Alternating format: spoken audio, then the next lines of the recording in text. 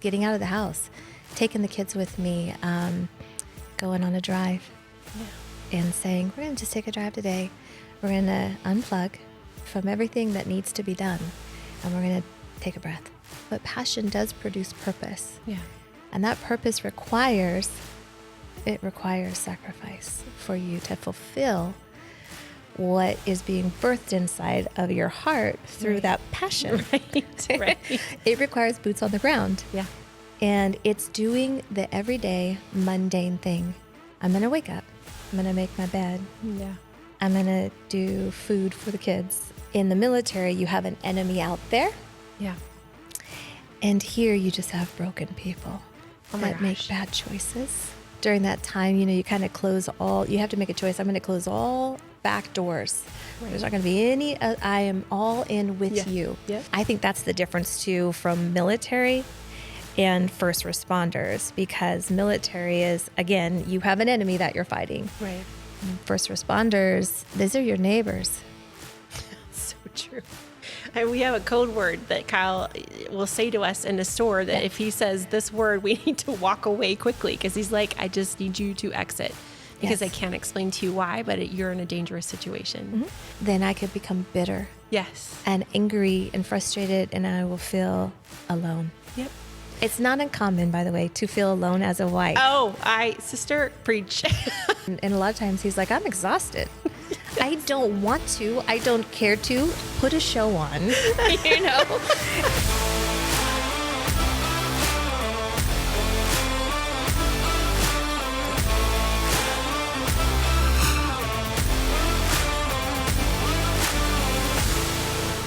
of a first responder, but there's a whole other side to this that's There really is. complex. Mm-hmm. Okay. Yes. All right.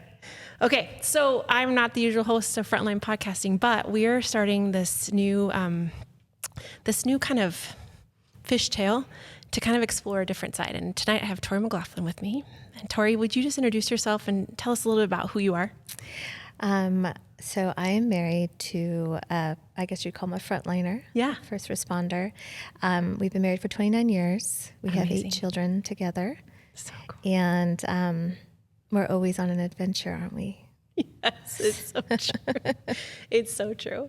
And I think that one of the things that drew me to you in this particular conversation is you are not a first responder. And we have I see a lot often in our husband's line of work that they gravitate to another first responder, but we have wives that are in different realms. And I was looking at stats this week, and we're like 60 to 75% of first responders end marriages and divorce, right? And I was like, this is heartbreaking. So I kind of want to talk tonight a little bit about like, what does success in a marriage look like, and how do you support on the backside? And then how do you find your voice? Because I remember it took me a while to find my voice in my marriage. So let's start with that question first. Tell me how you and James met. Church. Okay. We met. He was newly saved, actually. Okay. Amazing testimony. And we're going to get him on here too. Yeah. And so I was visiting my aunt, and they had a little Bible college going on, and I met him there. My mother and father relocated, and it wasn't long. James kind of jumps in with both feet, and he knew, and he was like, "You're going to be my wife." And I smiled, and I became his wife. Yes. A year later. That's funny, because I met Kyle on New Year's Eve, and he told me 2 weeks later we were getting married, and we married 6 months later. Yeah. I was like, wow, this is really impressive that we're moving like this. And I was a little bit scared, but he was so confident that it just worked. So these guys that make up their minds and just run with it. Right? Mm-hmm. And you guys have been married for how long? 29 years. 29 years. Yeah. Okay. And your kids range from 5 to 20. Yeah. And boys and girls, tell me about that. So we have 5 girls and 3 boys. Oh boy, that must be fun getting ready in the morning. There's always a lot of fun. So I want to think about, like, there's just so many aspects to being this wife. And let's start first with, like, when you are thinking about supporting your husband and being a mom, what are like your top 3 things that you keep in your mind as you are thinking about, like, James at work, what do you do to support him in that role? The top 3 things Yeah. that I think about to Yeah. support him. Yeah. If I can hold a balance at home, Yeah. then he can come home to a place to decompress. And so I look for ways to support that process. Okay. Everybody's unique, Yeah. and every family is unique in the way that they process life Yeah. and their marriage and their children. And so there's no right or wrong way. For us, we're both very driven people. Yeah. And so I have made choices along the way and sacrifices along with the sacrifice he makes daily. Yeah. And so recognizing that we're running in the same direction, how can I keep a united front? I would say the hardest part is when we're both tired Amen, sister. and Yeah. we both have a need. And so how do we stay connected and fall in towards each other instead of falling away from each other? Yeah. And that self-preservation mode where we can isolate. Yeah. So I look for ways to build that. And, there's many moving parts at home, and there's always a need. There's never not a need. Yeah. And so how can I make that place of peace and rest and safety? Yeah. So, Yeah. And sometimes Kyle will say to me, I feel like I make no choices at home. And I say, that's meant to be a gift to you, because I know that you have to make a lot of choices not at home. Mm-hmm. And so we have to kind of deconstruct that a little bit. Like, this is a place where you should just be able to come and be, because I know you're mentally and physically and emotionally exhausted, right? And so that's a big deal, navigating all those pieces. I remember when we first got married, Kyle looked at me and I was crying because he was leaving for an academy. And I was like, I can't do this. And he looked at me and he said, you have to be okay without me. And I thought, well, no, I don't. And he said, you have to be okay without me. Mm-hmm. And I remember just sitting on that and thinking, I do have to be okay without you, and I have to be okay with you. Both of those things are really important. So what does that look like in your world to set that tone for your kids, to be that constant, right? Because they are not constant. Right. They are in and out all the time. What does it look like in your home to create that space? For me, structure and schedule. So that's not always possible. No. And different seasons call for different things. But if I can go back to what I know, right. And whenever I feel like, okay, we're a little bit off track or we're lost, if I can go back to that structure and that schedule and hold that balance, then we fall into line. I can get the rhythm back.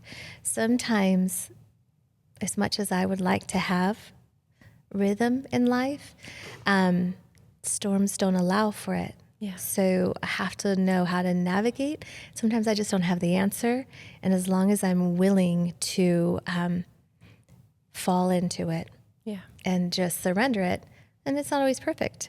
And so when we navigate those times, and it's a transition, it's a change, and there's always moving parts, I try to go, okay, what can I do to stabilize, or how can I stabilize?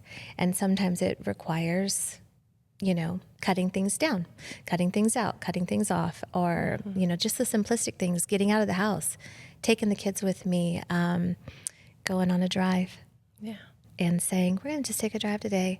We're going to unplug from everything that needs to be done, and we're going to take a breath. And sometimes that, especially in like the younger years of raising the kiddos,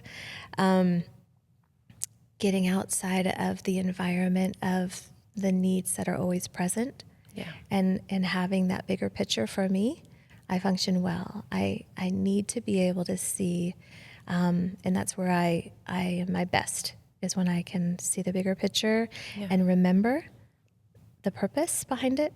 A lot of people go, oh, you're so passionate, like you got passion. Well, passion burns out, but passion does produce purpose. Yeah.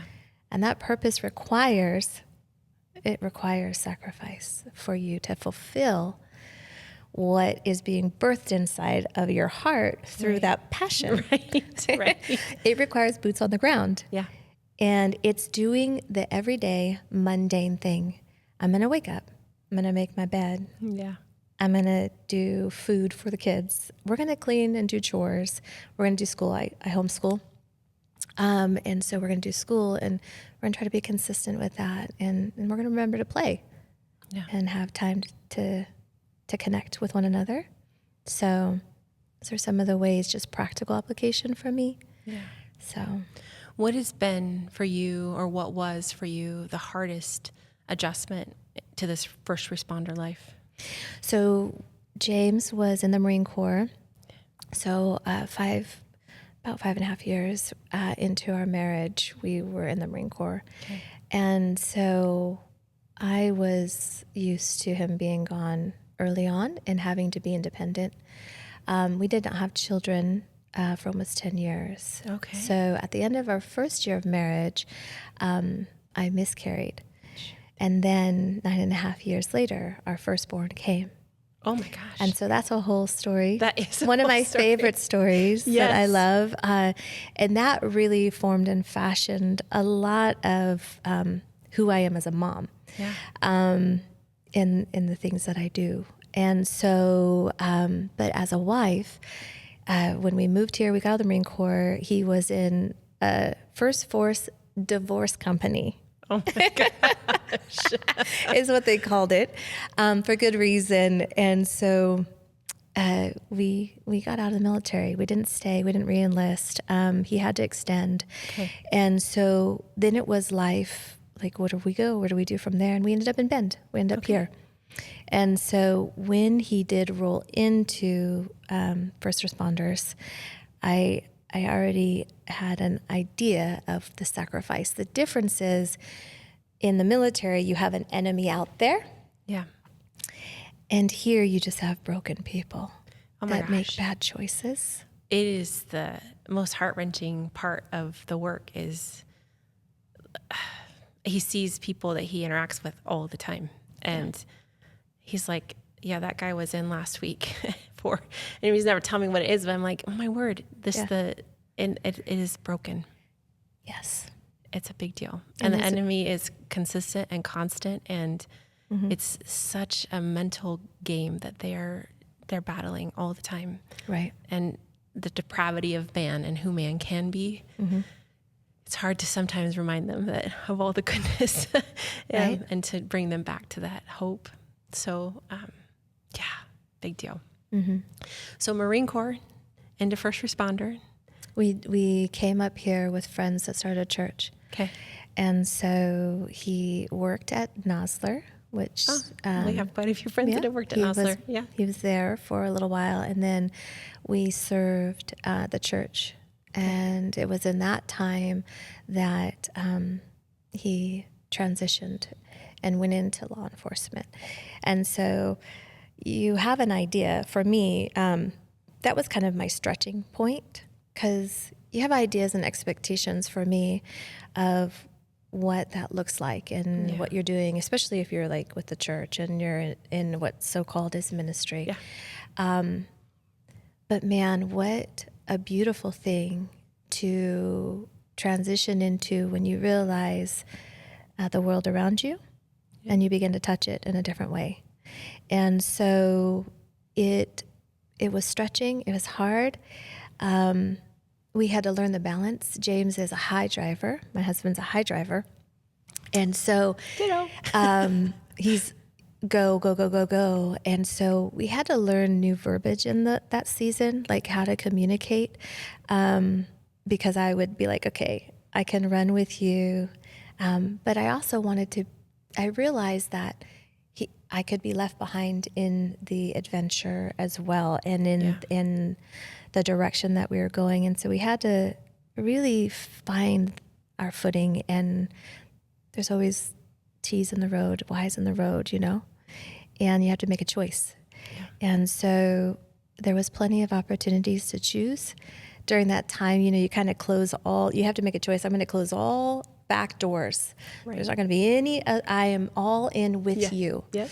And I would not have chosen it. I wouldn't have been something that I would have wanted to do. Okay. I think that there are those that are truly called to it. Okay. And is James one of those? he is definitely. And so this isn't a career for us. It never was. And so you have those. I believe that really all first responders have this core identity that they're drawn to service. Yep. And so, but sometimes we can get lost along the way. I think that's true with any calling. Mm-hmm. And I think when we think about how the enemy works to discourage, destroy, and like manipulate that into something that's not the calling, right? And so I remember like how do you remind James of his calling? Like what as a wife, how do we remind our husbands of this calling? Yeah. One of the things I love about what you guys are doing with Frontline is I was thinking upon it, and when I was watching the videos, you're really doing it. And I was like, Frontline, and it's the plumb line. And so we have this plumb line where we begin, and we're tied to it. And there's this thing that compels them. Yes. Right? Yes. And then they get into it, and there's heartbreak, and there's trauma. Yes. And there's pain. Yeah. And all this stuff that happens, and they can get lost in that. But if we return to the plumb line of our why, and James actually does a class that is what's your why. And when we return to that, we go back to that, and we remember the pureness of that decision to go into first responders. And I remember when James said to me, and I said, well, why? Tell me your why. Why are you doing it? The very beginning, all those years ago, because for me, again, I'm a big picture person. And so I'm like, it sounds great in the moment, Right. but what is going to sustain you when it gets hard? Yeah. What's your why? And he has this whole experience that he had anyways. And it was one of those God moments. And so we go back to that. And I feel like what you guys are doing is bringing people back to, it's worth it. Yeah. What you're doing is worth it. And they can connect to that plumb line of why. Yeah. And so that's what I do with him often. I think often of when you have experienced something, you can't unexperience it. When you've seen something, you can't unsee it. And I know even just the few stories we've listened to in this Frontline podcast, the weight these men and women carry is profound.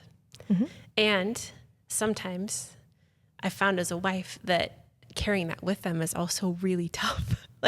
And I think that's why a lot of people tap out. I'd be like, I can't do this. Like, this is so hard for me to watch you in agony as you're battling this. And so I had to also remember, like, what's my why, right? Like, this core of our marriage and the person that I love and the person that I believe in. How do I come back to this when we're battling this immense weight that is on them, right? And it seems like it never ends. Right. Yeah. Right. And I think that's, Kyle explained it in his words as that fracture, the continuous fracture that happens with these people we love dearly. And it's a big deal. Well, and that's why it's so important what you and Kyle are doing, because those wounds remain, but the healing of those wounds can happen. And so you have the scar, and that's what we really only want to remain. Yes. We want that to heal. And the only way to do that is to come back to and remember. And you get in those places of hopelessness, and you're like, why? What's the point, right? There's always going to be the next call.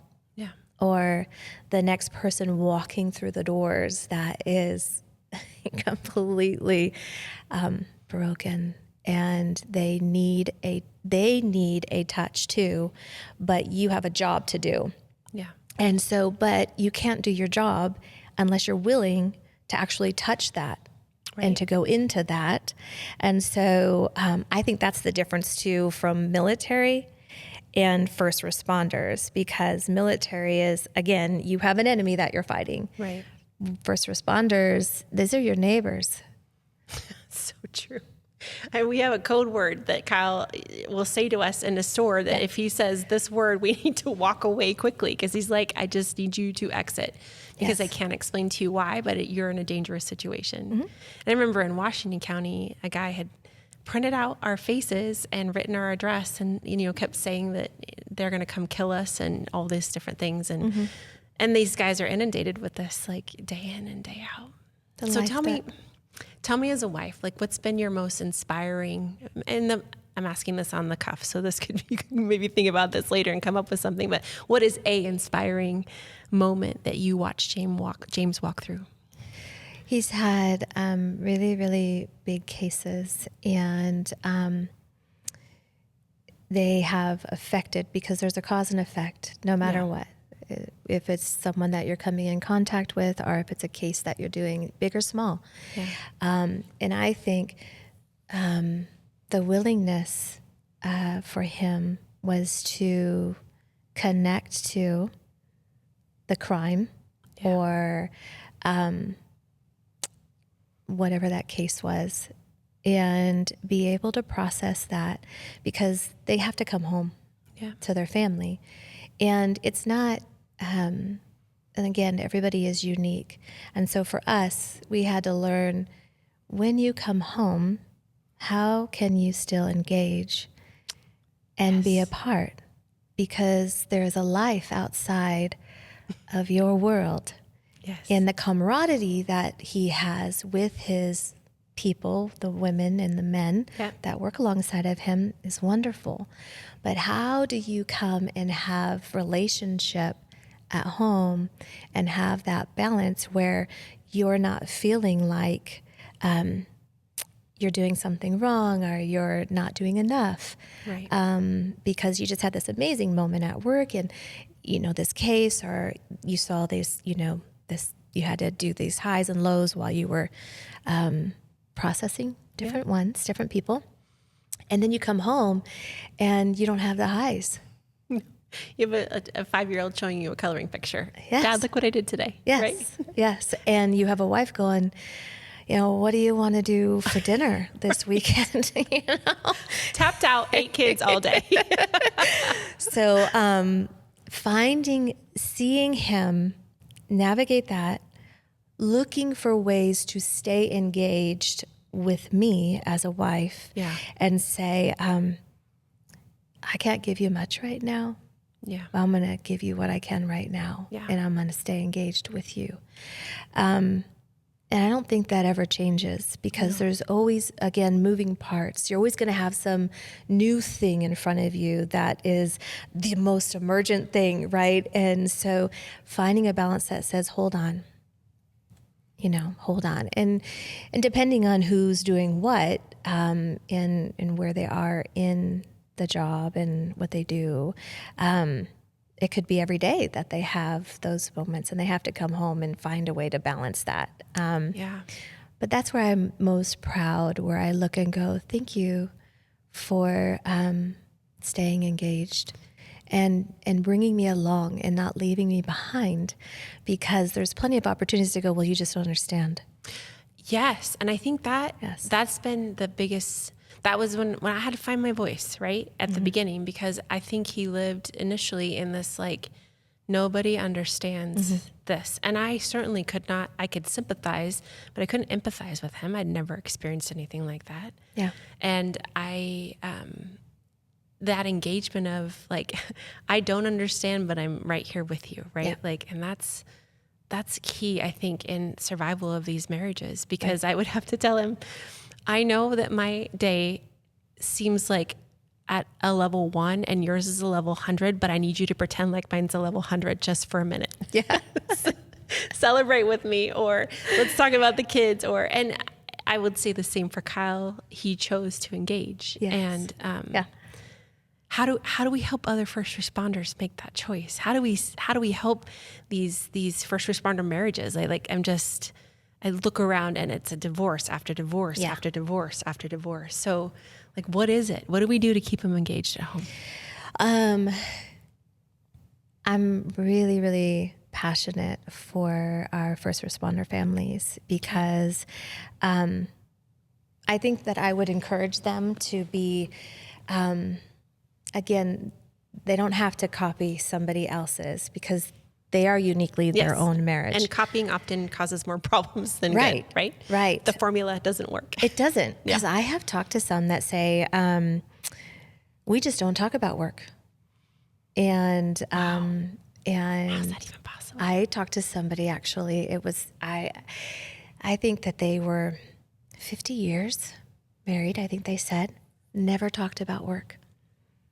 I don't even know how that's possible. And for them, and in her mind, it worked. Okay. And so I say, okay, for us, that would never work. And so if that works for you, then that works for you. Okay. But for me, I'm always pursuing, I get that there's all this out here, but what is going on in here matters to me. And that's what I want to get into. And if he can't get into that, so I'll say, well, help me understand. I love that word too. And if he's like, I can't, and that's where we just learn together. Yeah. When it's too much, then time and space. Again, some of these cases, I've had to learn to navigate it. It's not a rejection of me.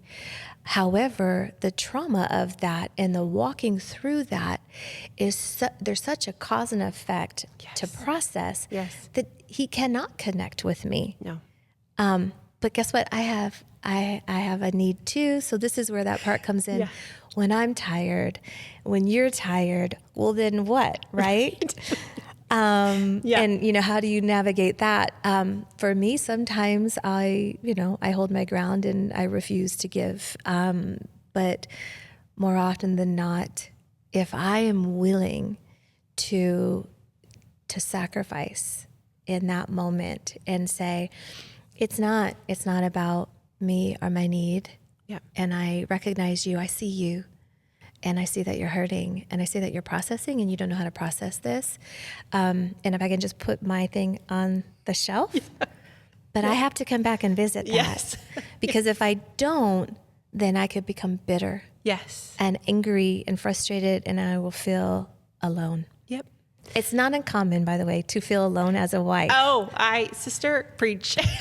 Yeah. And I would say it's normal. Yes. When we were first married, I was like, I'm feeling so strongly about wanting to be supportive of you, but I'm also isolated on this island of like trying to navigate these big feelings that I'm feeling that are level 1, right? And so I did have to finally come and say, like, I don't want to resent you. I don't want to not share with you. So we've got to find a common ground, right? Where we can, and a lot of selflessness can end up also in this like isolated world, right? And so he laughs. He's like, what happened to you? And I go, honey, you made this.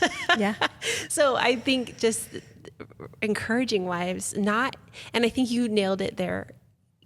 We can't come at them angry, and it's not a personal attack when they're not open or sharing, but it is something that has to be called out and be like, hey buddy, I love you, and you're not alone. Yep. And we are going to work through this, and dang it, you're going to listen to this little trivial issue, and you're going to engage with your kids, because if you don't, at the end of this road, it's going to be really sad and lonely, and I don't want that for you. Right. So I think that's really important. And I think there is a balance. I had to learn a lot about what love really looked like in our marriage.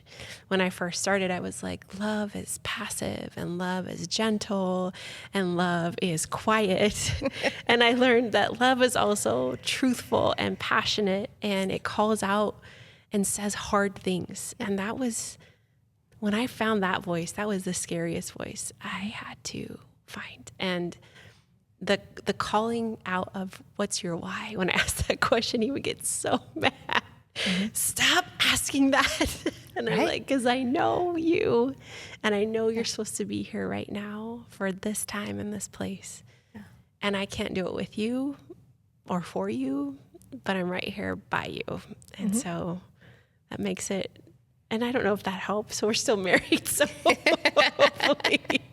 hopefully it helps. Yeah. But my goodness, it's a big deal.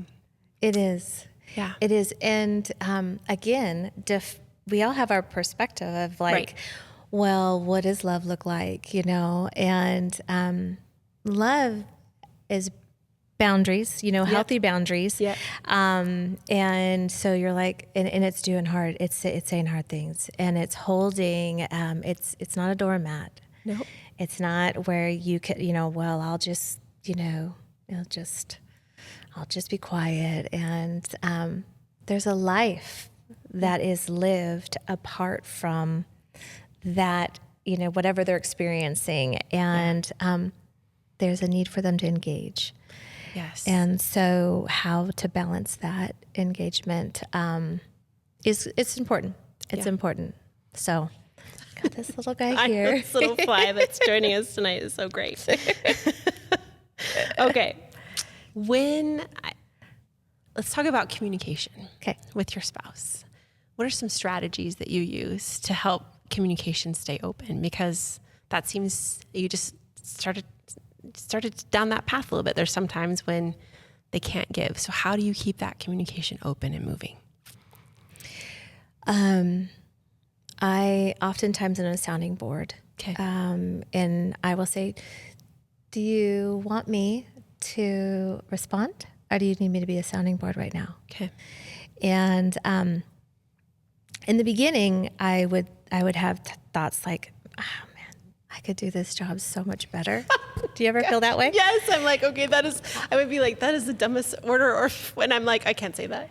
I'd be so irritated, just like, oh my gosh, get out of the way. I could totally get this job done better. And so then after repenting of that and saying, how can I support you? Yep.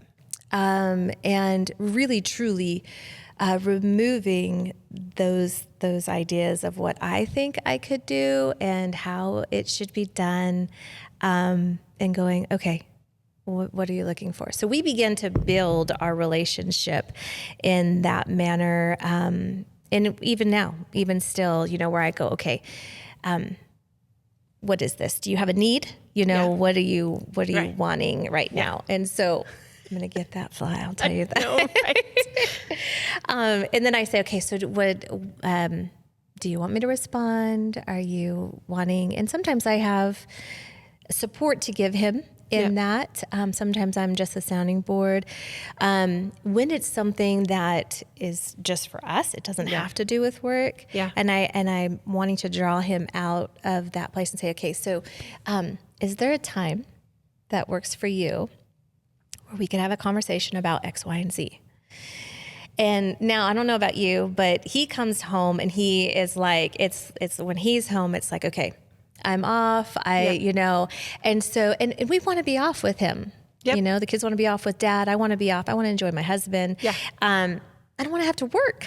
I don't want to have to do house stuff and life stuff. But so I try to cover as much of that as possible, but I do have things that I have to go over with him. And so if it doesn't happen, then I'll just be like, okay, so, I just want to make sure that this time is going to work to go over that. And he'll be like, oh my gosh, it's like it's so stressful, and I've got so much on my plate. And I don't need to talk about blah, blah, blah, X, Y, Z, right? Yes. Yeah. And so that's when I go, okay, so if this is hard for you and you're feeling overwhelmed, let's talk about that. Yeah. Because we got to get through that. Yeah. We need to get through what is happening here. And a lot of times he's like, I'm exhausted. I don't want to. I don't care to put a show on, And then sometimes I'm like, I don't care, but I'm not going, we're not doing, and we're both in that moment. But when we can come together and go, how are you? Yeah. And then in return, how are you? And then, I can share those things, but I do find that the capacity, I have to kind of pace that capacity because it can overwhelm what's going on in that world, you know, and my world. I mean, I know you mentioned my 100% doesn't, you know, Yes. but the truth is, you know, we're pretty amazing at home in our day. Everything that we just went through in our day is just as important as everything that you just saved in your day, because I saved, you know. Our children are still alive and breathing. Do you know how important this is? The animals are alive. Yes, just right. real, you know. Yeah. And so having equal esteem for one another is crucial in the marriage. It is. And if I'm sitting and going, well, I could do it better, I've already lost. Yep. There's already discord amongst us. So I have to say, hold on, Torrey. Same. Me too. Katy, hold on. Yeah. Support Stop. your spouse. Yeah. Sit in this moment and just listen and stop trying to solve the problem. And I tell them the same thing. I don't need you to solve this. I just need you to listen to this. And because he's a solver too. They want to come in and Yep. And for me, one of the things that I've really been working on, I work on this with the kids a lot too. Process is important. I know that you think you know the answer because you've gone from 1 to 10 and you skipped 2, 3, 4, 5, 6, 7, 8, 9, you know? Yes. And so, but for me, the 2, 3, 4, 5, 6, 7, 8, 9 is important. Yes. It is as important as the end, like the bottom line. Yeah. Like I'm not giving you the bottom line. Like you have to dig for the treasure. Yes. Okay, but I think about our guys and we kind of talk about this a lot because I do a lot of the long-term planning, the finances, those kind of things, because he is the guy that can make a call in the moment and he knows exactly what to do. And I freeze. Like, what should I do right now? I'm like analyzing all the options when somebody's bleeding on the floor, right? But that same mentality doesn't work when you're trying to do financial planning, right? Right.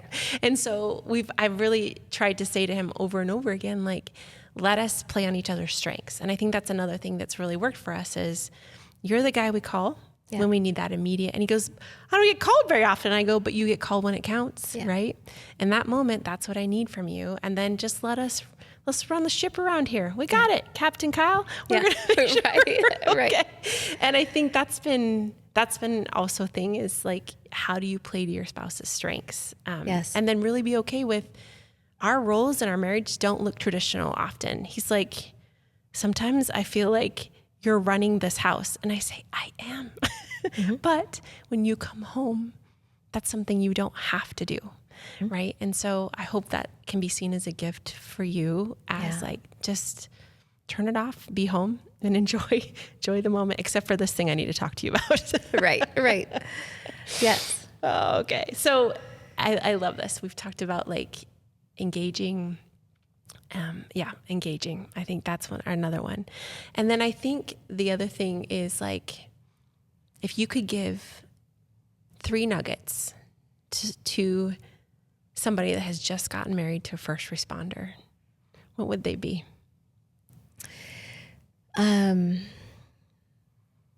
Choose love.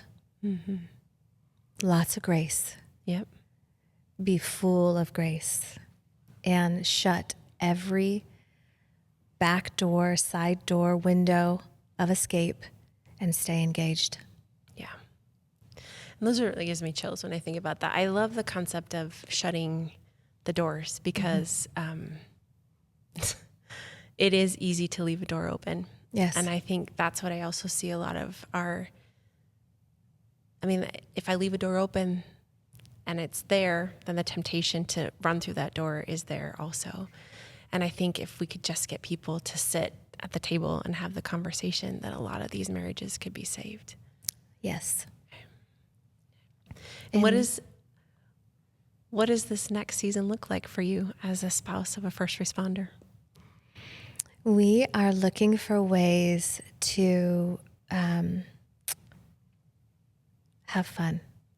I was just going to, actually, that's one of the things I was going to say. How do you have fun? We work. Yeah. And through the years, we've talked, let's prioritize, listen and do it. We are both highly driven people. Yep. And how do you just pause and have fun. And if we're not able to do that, then we need to check the barometer of life. We've actually been talking about something that we can do together that we both don't do, right? Because I'm not a very good student when he's a teacher. And I'm really terrible, actually, because I go to that mindset right away. Like, I could explain this better than you're explaining this. Or you're a really good athlete and I'm not, so I'm already going to suck at this.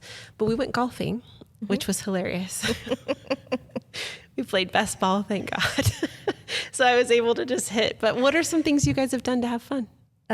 Well, and I don't know about you, but my husband tends to be a homebody when he's home. He loves to just be home. Okay. So drawing him out of that, and and we've created a home where you come and rest. Yeah. And so we got croquet. That's awesome. And we have cornhole. Yeah. He wins on both of them. Okay. Like, it's not very, like I told him the other day, I think I broke his heart. He's like, let's go play, and he's like, we got to get in, the grass is perfect, and I'm like, you always win. Yep. It's not fun. No, for you, it's fun.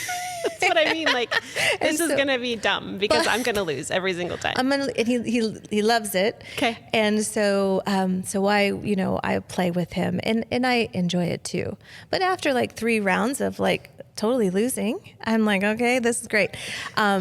We have hammocks in the backyard. So we have hammock time. Okay, that's genius. We go and have a hammock time. And then I need to get out of, because home is like work for me. Yep. When you're a homeschool mom, I can only imagine. I can only avoid what's going on around me. Like, it's, staycation. I'm like, yay, staycation. I'll avoid it for so long. And then I'm like, I can't. Just saying, I need to go somewhere. Okay. And whether we go on a walk or whether we go out to have a meal, I need just time with you. And so, where we go to the lake and we get our paddle boards out and we just sit on the lake. For me, that's how I decompress and connect. And we have some of the best times connecting on all of those things. The other thing that he likes to is, this is probably for most marriages across the board, where, quality time.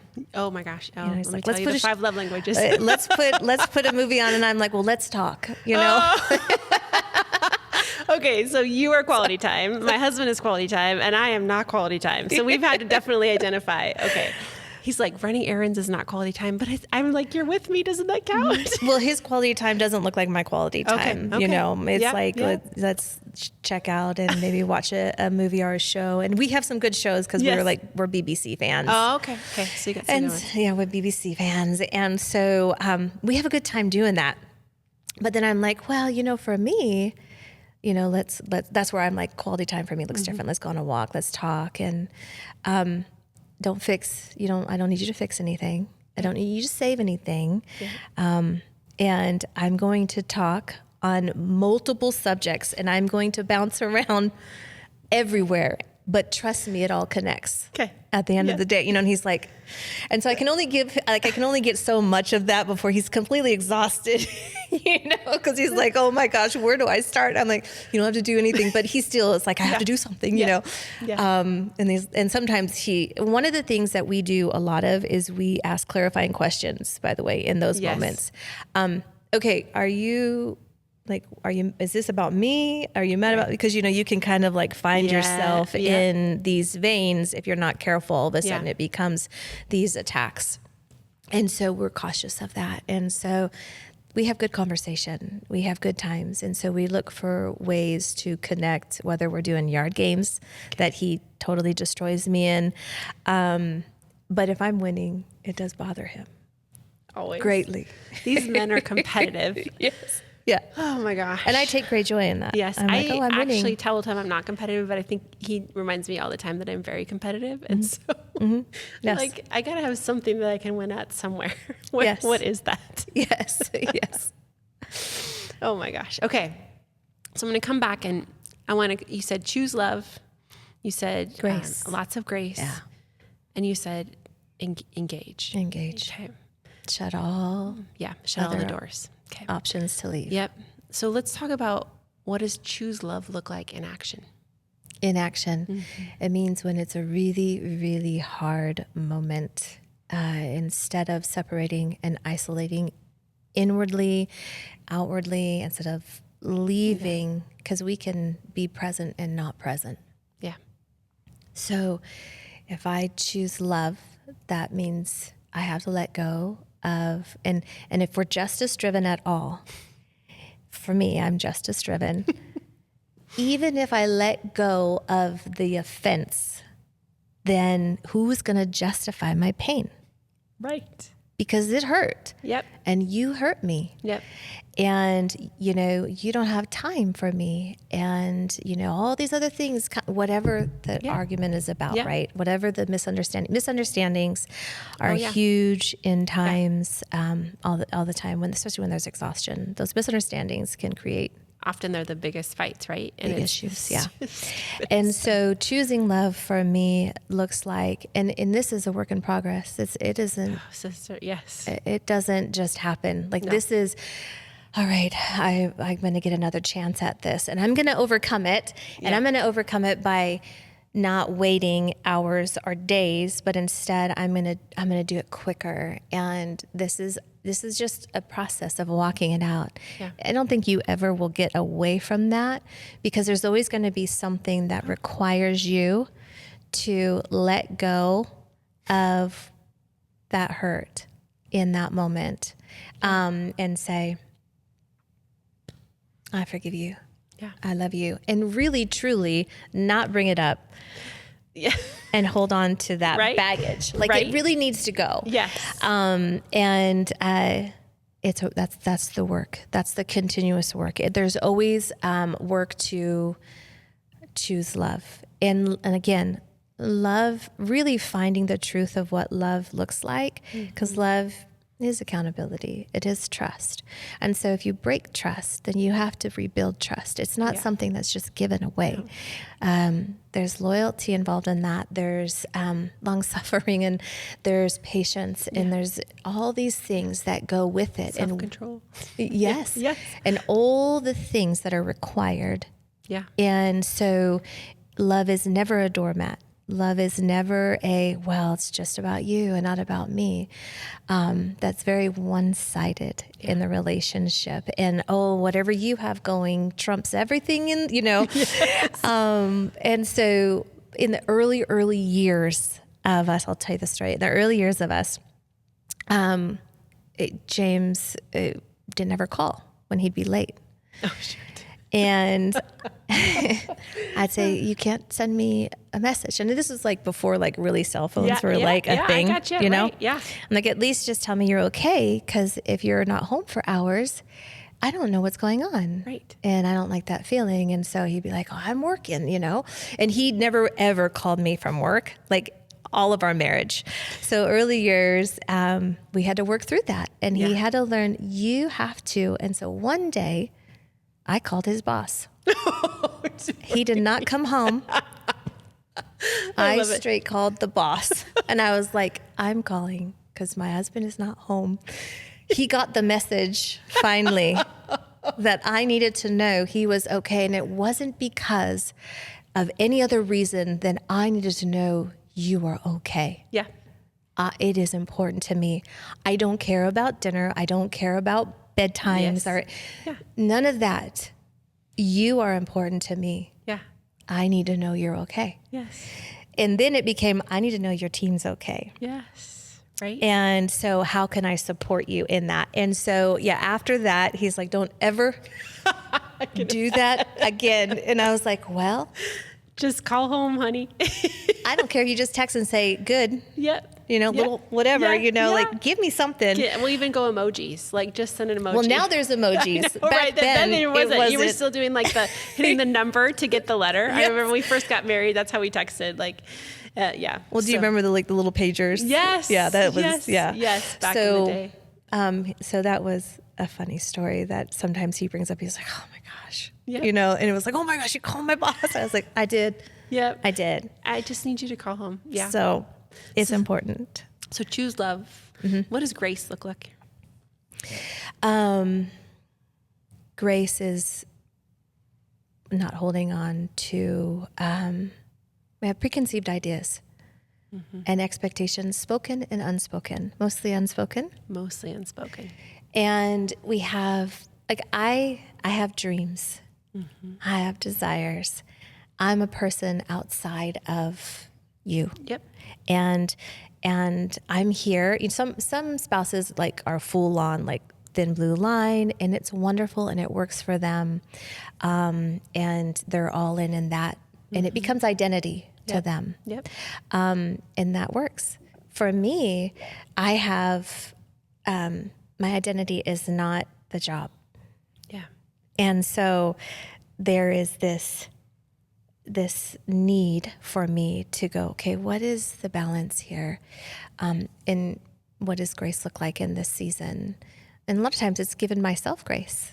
Yes. And saying, no, it's okay for me to feel this way, or to need this, or to expect this, and have this conversation. I shouldn't feel bad if there's a need not being met, or if there's something that needs to change in our home. Yeah. And if it's something that I can't do, because like you, I make all of that happen. Like any trips we're going to take, any needs from morning to night. Yep. That is all me.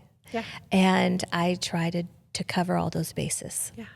And so, but sometimes I can't, and I need to have a conversation. So, and it's okay. Yeah. There's grace to do that. And there's a need to change, because sometimes for me, you know, it kind of gets to the point where it's like, this doesn't work anymore. Yeah. There's different needs. How do I tend to be a solutionary person, although I don't want to, but I have to be. Yeah. And so if I have to enter into that role, then I need buy-in from my husband so that we are a unified front. Yeah. We're on the same page. So when I go, hey, do you it's not, what are you talking about? It's like, oh no, this is something that we talked about and we agreed upon. And there's grace to implement that. It doesn't happen overnight. Yeah. So having a realistic idea and goals and conversation that says, okay, it's going to take time. And what am I willing to do? What am I willing to give? Making changes is one of the hardest things in a marriage, I think. It's one of the hardest things to come to an agreed, like, this is what we're going to do to make a difference, whether that be your finances or decisions you make to do with the kids, or because it's so easy to settle into this pattern of like, this is what we do in our family. And then, I mean, Kyle was just talking about this yesterday. Our kids were growing up, and he's like, no more Sunday drives. And you like, my kids are just all over the place. And I'm like, honey, we're in a new season and that change is hard, but our role now shifts to engaging with them and their world. They're not going to maybe come to our world and engage in the same. Mm-hmm. So, and those things are just hard to come to agreement on. But it's such good work. If you and your spouse can figure out how to implement a change together and do it, maybe not well at first, but step by step by step, I think it's impactful in how the marriage overall is successful. Yeah. And that's why having fun together and identifying what that looks like, or looking at how we parent, or looking at date night, or any of those things. The finances are always like, we always end up like, you know, right? Because I'm like, okay, just stop asking questions. Not because I'm spending money crazily, but because there's so much context to all of this that you just need to relax. Trust me, we'll be good. We're going to be good. So, but it's a big deal. And I do have a heart for our wives that are battling, because I do think a lot of them are living alone. Mm-hmm. And I think our first responders don't want that to happen, but I think there's really basic things that can happen in a relationship, and you've named them, like choose to engage, choose love, extend grace. And these acts and practice begin to do some of the healing in these marriages that we need to see. Yeah. So. We had several years ago, really, there was just an all-out assault on first responders. And so a lot of our families are still in hiding and self-preservation. Yeah. And then when you have like interagency stuff, Oh gosh, we know a little bit about that. yeah. You have these families that instead of being empowered to serve and to serve well, they're scared and they're terrified of their livelihood being threatened because we're talking about law enforcement reform, defunding the police, different changes in commands and community, and when you start getting into those arenas. And so I feel like when you talk about reform and things like that, reformation is not creating something new. It's not, there's this idea of defund the police and that's law enforcement reform. Actually, that's the opposite. Reform goes back to the fundamentals, the foundations. Right. And so when you have the opportunity to connect with families on that level and encourage their hearts and say, actually, let's talk about why we do what we do and the importance of it. And let's go back to the foundation so that you can be empowered to serve well. Yeah. And this life of service, it's the unseen. Right. You know, it's the faceless. And it's those that when there's blame, all the blame goes on them, you know. And so we've lived in a really volatile time. Yeah. And so my heart and my desire is whoever can hear and whoever wants it and they can see it, that they come out of these places and that a place of safety is created for them to be seen, to be heard, to be empowered again. And that is true reformation. There's always something that we can do better in law enforcement, and we need to, because the times that we live in now require us to be ready every day as a family, as a first responder. And so that's huge. Yeah. But in order to do that, if we don't have healthy families, we won't be prepared.